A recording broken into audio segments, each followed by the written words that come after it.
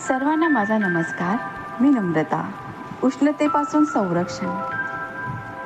मित्रांनो, अचानक वातावरणात बदल होत आहे. उष्णतेची तीव्र जाणीव आपल्याला जाणवत आहे. तर माझी एक छोटीशी विनंती आहे की आपण आपल्या आरोग्याची कशी काळजी घ्याल. त्याच्यासाठी मी तुम्हाला 2-3 टिप्स देते. ते तुम्ही नक्की फॉलो करा. उन्हातून जाताना टोपी किंवा छत्रीचा वापर करा. दिवसातून 8 ते 10 ग्लास पाणी घ्या. शक्य असल्यास तीव्र उन्हात बाहेर पडू नका. त्याचबरोबर आपल्या आजूबाजू असलेल्या प्राणी आणि पक्ष्यांची काळजी घ्या.